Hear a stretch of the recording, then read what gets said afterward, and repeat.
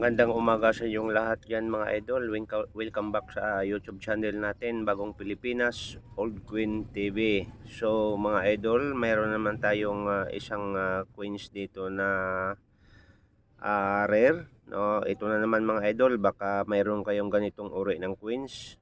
So advice ko lang, no, pakitabi. At kung idol, kung magugustuhan mo tong video na to, please don't forget to subscribe, paki-like na rin at pakipindot ang notification bell para lagi tayong updated sa ating mga ginagawang video. So sa lahat ng mga nag-subscribe at sa lahat ng mga nag-like at nanood sa ating video, maraming salamat, and sana wag kayong magsawa, no, sa pagsubaybay sa ating YouTube channel. So mga idol, so ang ating pag-uusapan yung coins na royal, no. Ito po yung coins na the Royal Treasure Australian $1 coins, no, worth $1,000,1984, no, Elizabeth II, no. So how much ito mga idol? Kung napapansin po natin, itong coins na to mga idol, andyan yung pizza niya, no, 1984 Australia, and Elizabeth II ang makikita natin diyan mga idol.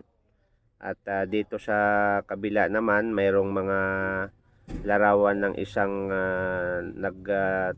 nagtakbuhan ng mga kangaroo, no. Okay, so $1 coins mga idol, no. So ulitin ko mga idol, baka meron kayong ganitong uri ng coins, no. So rare na siya ngayon mga idol. At itabi nyo lang para hindi masisira. At alam naman natin mga idol, pag ang coins ay marami ng gasgas, ay bumababa ang kanyang value, no.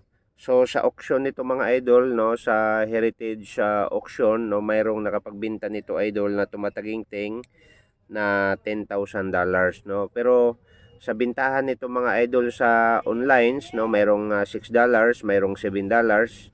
So sa Pilipinas mga idol, binibili po ito ng 50 to 150 to 300, no, sa mga collectible, no, sa mga nangungulikta nitong ganitong uri ng barya na to mga idol.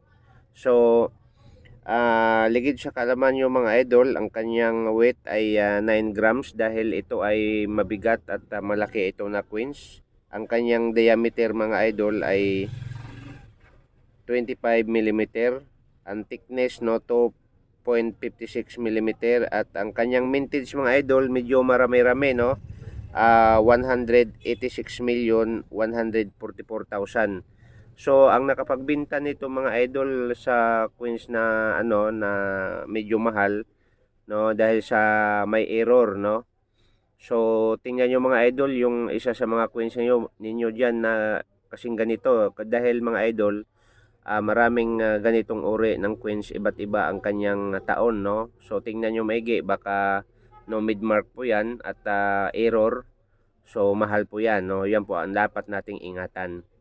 So mga idol, pakitabi lang maigi at baka ito yung magiging royal treasure mo pagdating ng panahon, no. Kasi itong coins na to ngayon ay nawawala na sa circulation sa ibang bansa, no. So mga idol, hindi ko na patatagalin, ulitin ko, no, maraming salamat sa lahat ng mga taga-subaybay sa ating YouTube channel, at shout out sa inyong lahat, to, sa mga nag-like, sa mga nag-comment dyan, at sa lahat ng mga nag-subscribe. Shout out sa inyo, at sana pagpalain kayo ng ating may kapal, at sana laging malusog ang inyong mga katawan. So maraming salamat, and God bless mga idol.